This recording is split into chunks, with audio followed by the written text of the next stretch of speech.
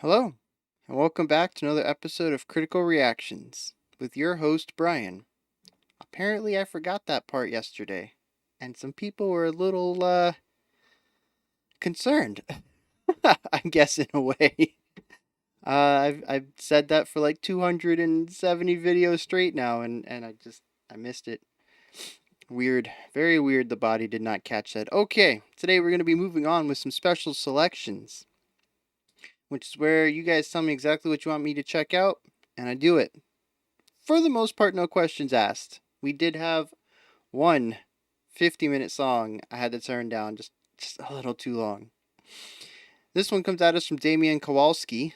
Says, like to pick something more folk-oriented. Wants to do a two-parter, like when I listened to that Godspeed You! Black Emperor song, which was two-parter across two different songs. Though this one is much shorter, which I appreciate. The song is called, the songs are I Want Wind to Blow and The Glow, Part 2, by the band The Microphones. The second song is a continuation of the first one, so for maximum experience, I greatly recommend listening to both of them. It's the proper way to do it. So, let's get into this. Combined, it's a little under 10 minutes. Not an exceptionally long song, definitely nowhere near the longest we've done on the channel, so you might want to get comfortable. 10 minutes is not a short track by any means, but definitely not ridiculously long either. Let's get into this. We're going to start with I Want Wind to Blow.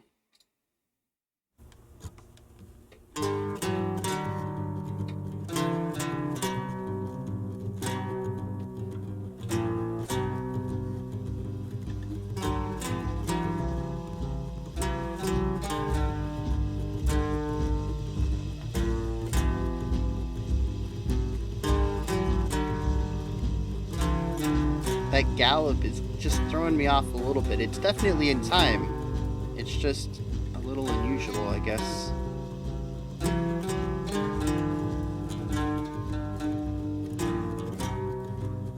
The thunderclouds broke up, and the rain dried up, the lightning let up, the clacking shutters just shut up.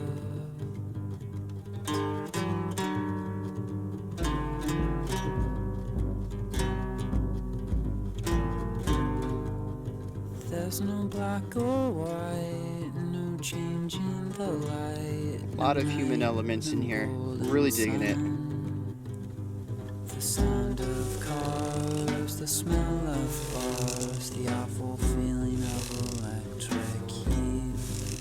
Under fluorescent lights, there's sacrifice, there's hard feelings, there's pointless waste.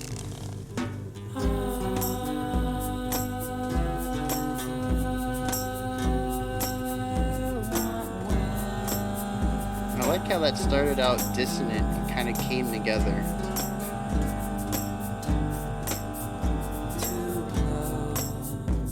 My clothes off me, sweep me off my feet, take me up, don't bring me back. Where I can see days pass by me, I have no head to hold in grief.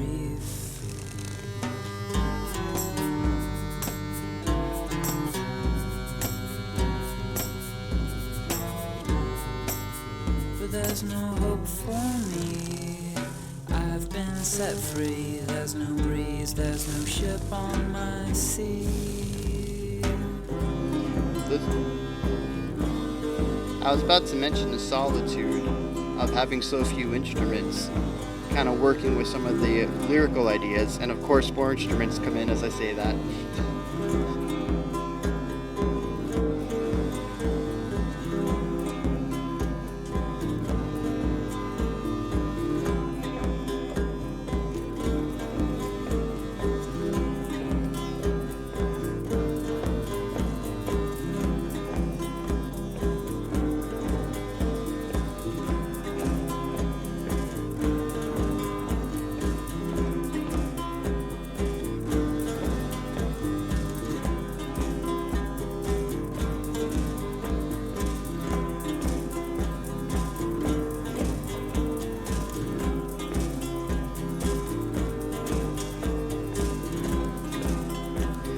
layering does a really good job, though, of really emphasizing this sort of atmosphere.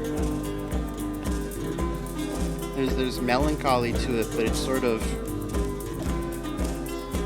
positive melancholy, moving on.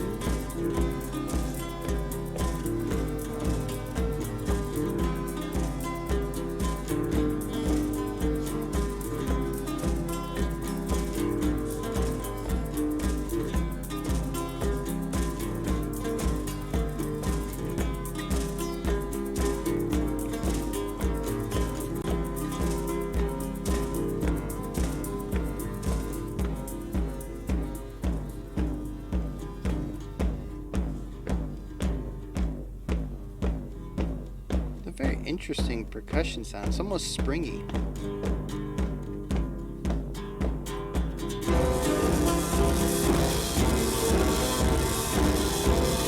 We got some flipping going on. We heard that earlier with the vocals too.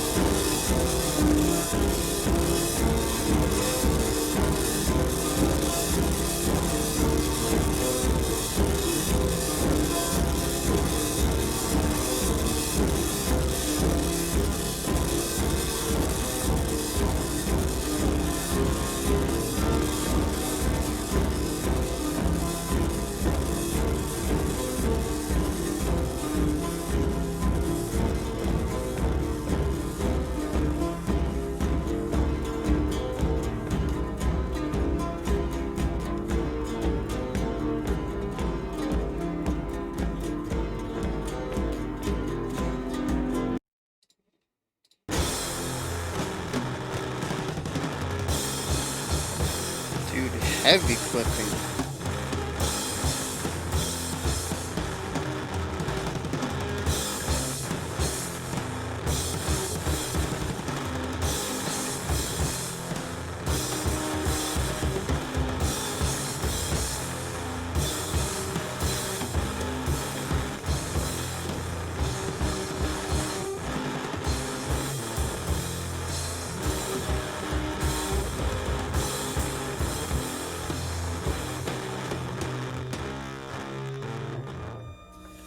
I took my shirt All right. off in the yard.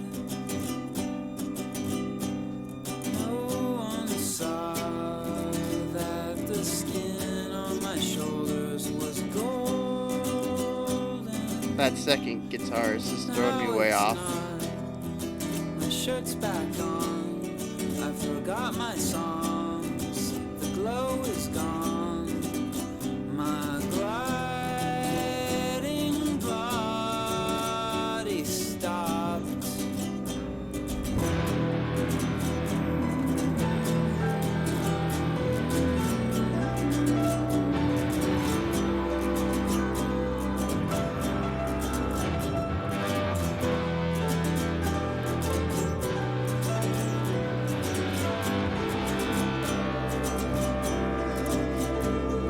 I could not get through September without a battle.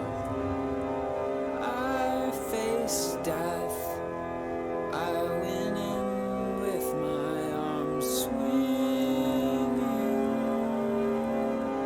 but I heard my own breath.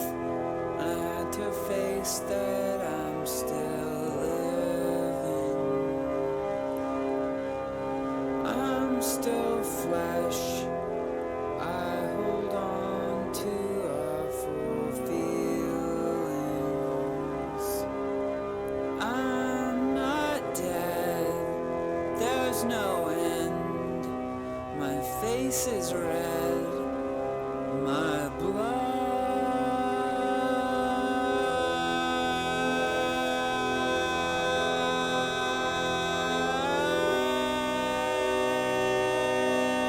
flows harshly. My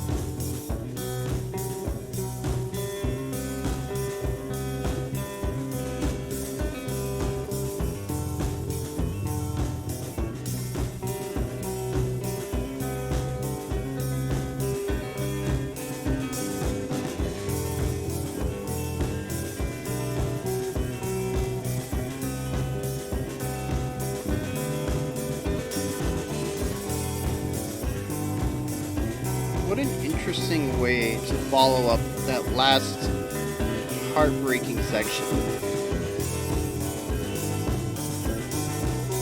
Maybe not heart, emotional at least.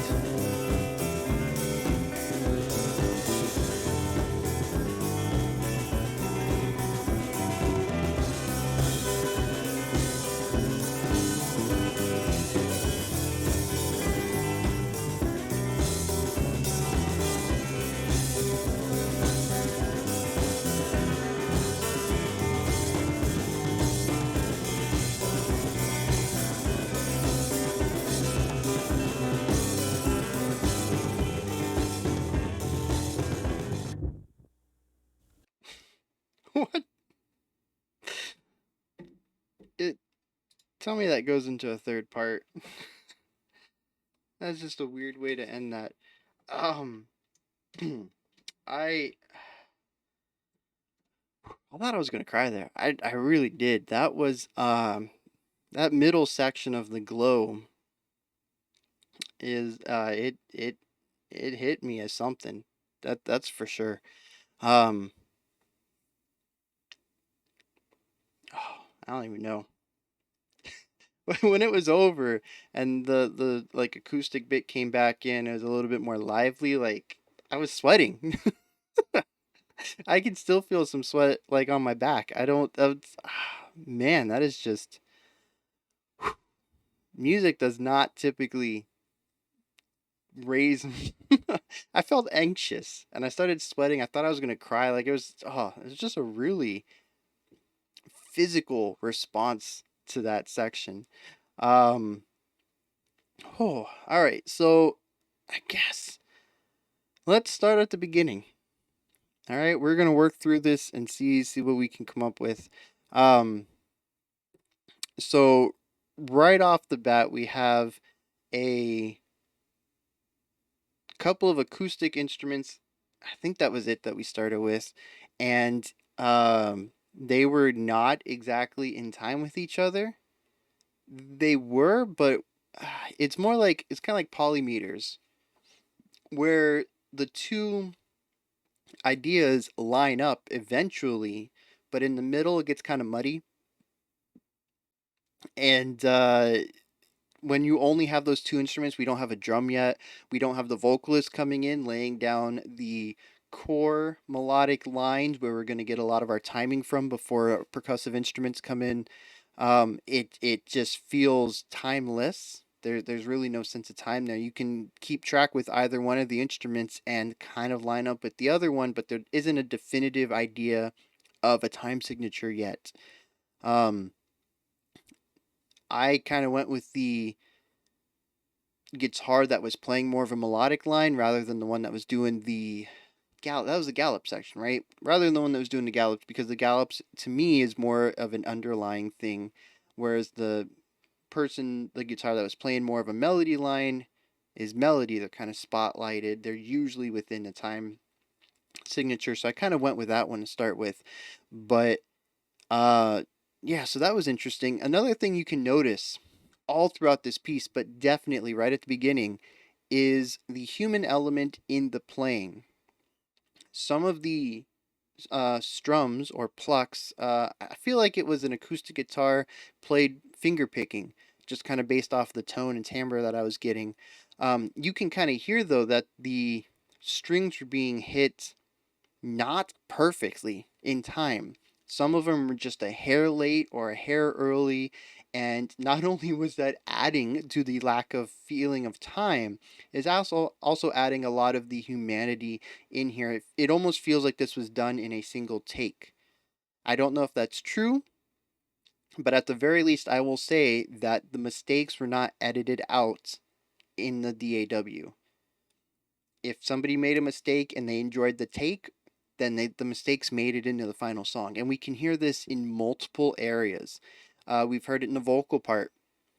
There were some sections that they were out of tune, not by a lot, just by a little bit, and maybe they slid into it. Maybe it was done intentionally, like during the first harmony part, where the two voices were definitely dissonant, and then they came together and lined up. But we can also hear it in uh, pretty much the whole song. I don't really know if there's any specific instance that I could point out because it happens so often where the vocals were just not 100% in tune. And some of that could be purposeful. There could be intent behind it. Some of it could just be that they chose not to use auto tune. They wanted to, and I'm not, I know auto tune is controversial. Everybody uses auto tune, even if it's only to correct, a 3% issue, because a lot of music is just perfectionist. The really clean music out there, your vocalists are probably using just a hair of auto tune just to shave off these slightly odd sections. Maybe that's not entirely true with some of your fringe metal, your black metal, and stuff like that, but they're also growling, so you can't really auto tune that. But even in your rock and some of your lighter metal stuff that might make it onto the radio, um, or maybe even just more mainstream metal, not necessarily on the radio, but more well known, I guarantee there's a little bit of auto tune being used. There's a little bit of work being done to the vocals. And these guys just kind of throw all that out the window. Like, we're not using any of it. If there's imperfections, that's fine. We're humans, we're imperfect, leave it in. I enjoyed that take. I liked the emotion that came out of it. Maybe, we had a few takes that were just had some really bad flubs in it, and this one was just not that bad of a flub. Leave it in. I don't know what led to them making the music like this. Maybe that's just their style. They like to have the little mess ups in there. I don't know, but like I said, you can hear it right from the start. The opening guitar lines have these little time issues. They're not adjusted in the DAW. They're not digitally edited to put them exactly on the beat. There's so much humanity being displayed right there in the first 30 seconds. And I love it. And like I said, it almost feels like it's done in one take. I don't know if it is. I don't know how often these repeating lines are looped digitally, or if these are, long 3-minute takes, which would explain some of the more, some of the issues. Doing a single repetition over and over and over and over and over until you get a perfect version of it, and then looping that is a lot easier or a lot less frustrating, I would say, than trying to take a 3-minute take and making it perfect, which is why I think we hear a lot more imperfections previously in the older years, especially when we were doing tape recording and it was pretty much one shot recordings. It was very expensive to do multiple takes, um, and nobody's perfect. So I kind of miss that. And I really enjoy that it's happening here, just showing off the little mistakes. I mentioned this, um, well, I don't remember. I remember talking about leaving humanity in. Oh, you know what it was? It was the Lepers drummer, Baird. Yeah, when whenever he would drop a stick or something. I love that. Love that. Um, so yeah, that is one element that just really sticks out to me. The other element that sticks out to me, especially at the beginning, is the element of singularity of space. A lot of the sound space is not being filled up, and I know that this kind of fits with folk idea, or even some of this more indie stuff, which I kind of get. Like I know the presenter kind of said this is folk-ish, and I kind of go with that, but to me it also sounds very indie, almost indie rock. Um, but a lot of metal is about filling up the space, being loud, cranking it to 11, and it's always, for me, refreshing to go back to stuff like this, because even pop does it, right? Pop is trying to fill up the space as well. That's why we get those big boomy basses. Everybody's waiting for the drop. The drop just, we end up with this sparseness, and then we just fill it immediately. And it's just really refreshing to hear a song that leaves so much space empty. There's a lot of unfilled area, sound area, audio area in these two songs. For the most part, there are some sections that get wider, they get bigger. But a lot of it, even though it's not a quiet song, it just feels sparse. It feels like there's empty space that more instruments could be taking up. And I mentioned at the beginning, it kind of fits, I think, with some of the lyrical things that are going on about solitude. I don't know if the song is specifically about being alone, but the lyrics kind of give me that idea, and the music just kind of tags along with that. It starts out extremely sparse. We got the two guitars and the vocalist. Eventually, a not a drum kit, a single percussive drum comes in, and it almost sounds like one of those, maybe just a square box and just hitting it, a hollow wooden box and just hit. I wonder if those have names. I see them a lot in like acoustic renditions of pop songs. Um, and you can get some nice tones out of it, whether you hit it in the middle or the edge and stuff like that. And usually, sometimes they work with rectangles, so you get different sounds kind of based on which side you hit it on. But yeah, I call them wooden box drums. Do they have a name? Do they have like an official instrument name? I gotta go look that up later. But yeah, that's you got this single percussive timbre, kind of springy. It's got a nice bounce and springiness to its sound, which is interesting. And then your two guitars and your vocalist, and none of them are like perfect. There's a lot of imperfections to all of their playing. And then we move on to the next section, which kind of introduces some other sounds. We get some textures kind of floating above everything, and it builds and grows into. Oh, speaking, yeah, it builds and grows into the distorted section. There's a lot of heaviness in the volume. There's a lot of heaviness in the playing, and a lot of it is clipped. A lot of it is either highly compressed or just way too hot, recorded way above the volume limit, and it adds this crunchiness, and it's almost like it is too big to fit in the music. Like the sound is just too huge. And it's just such a contrast to what I was talking about earlier, just being completely sparse, just such a small sound. And I love that. This is phenomenal. Usually, clipping is a bad thing, it's something you want to avoid, but here is just used expertly to contrast the meek and small that we had before with something that is too big, too strong, too loud to even be properly recorded. Right? It is just, it's just such good context.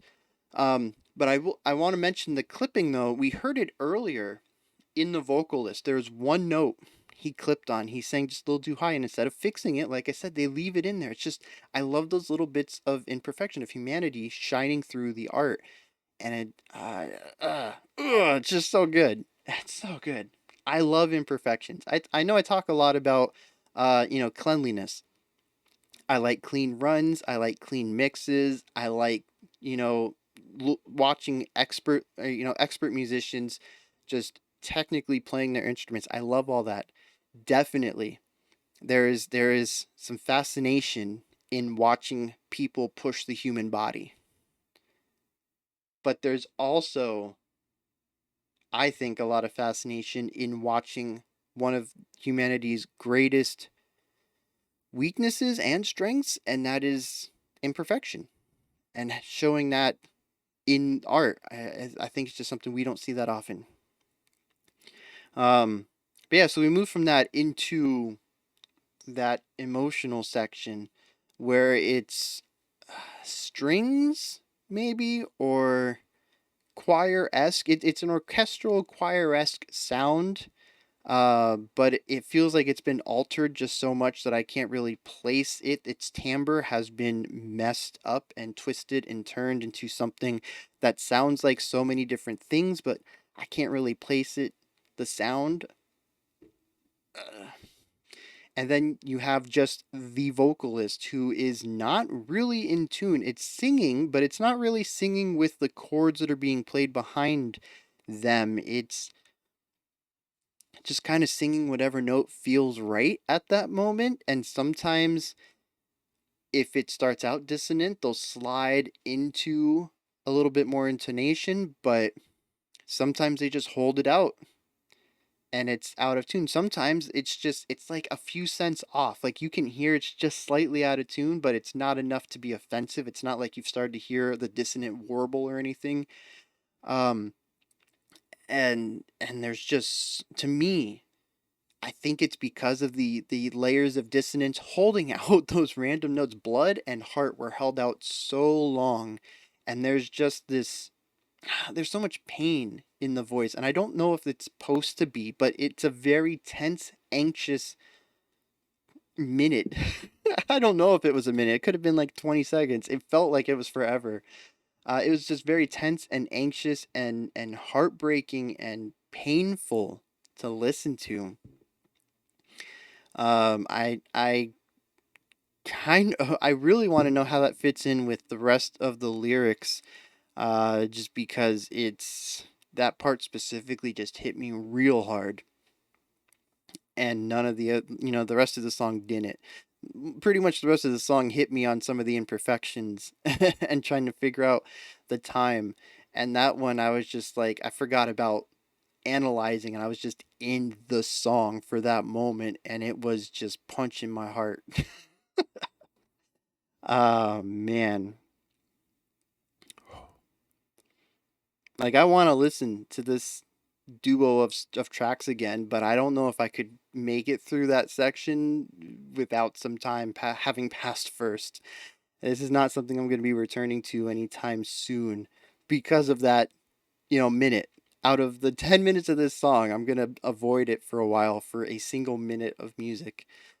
Um but then it comes back in and it's kind of poppy and upbeat. There's some perkiness to it, and it just kind of ends abruptly. Not really sure what all that was about. Uh, it was very conflicting given what I just physically and emotionally experienced. And I think that's what really throws me off about it. Like normally I would say, yeah, some good some contrast. We just had something heavy, let's bring in something a little lighter, and the two extremes can kind of emphasize each other by showing the exact opposites. But I don't know because it hit me on a different level. I can't just look at that strictly from a musical perspective. The emotional roller coaster there just does not compute. There's a gap in the roller coaster track. I don't know how we got from the loop to loop to the corkscrew. I blanked out. I don't. That part just doesn't make sense to me. Um, all in all, though, oh man, there's just so much to unpack here. I think the big thing to me though is the imperfection, and I guess I want to comment a little bit on their layering. I think they do a really good job of creating atmosphere. I will say the end of part one was just a little too long for me. I do like how they changed it up a little bit. They added a couple instruments, they pulled some instruments out, they added some different instruments, but the guitar part just stuck with it. A lot of the core lines, melodic lines that were being played were repeated across instruments. So while we got some texture and timbre changes, we actually didn't get any musical changes. And it went on a little long for me. However, I will say that the impact of the clipped instruments that came directly after that was multiplied by the length of that slow burn. So I didn't necessarily enjoy it, but I appreciate it for its artistic worth. That's the long slow burn section. Yeah. But yeah, they're layering the way that they can build an atmosphere and sort of put an emotion into music. It's really good. I think the thing I'm going to take away most from this is just the humanity of it. They have a way of creating emotion and kind of ejecting emotion into their music without really being extremely complex with it. It's just really interesting. I'm definitely going to have to check out more of the microphones.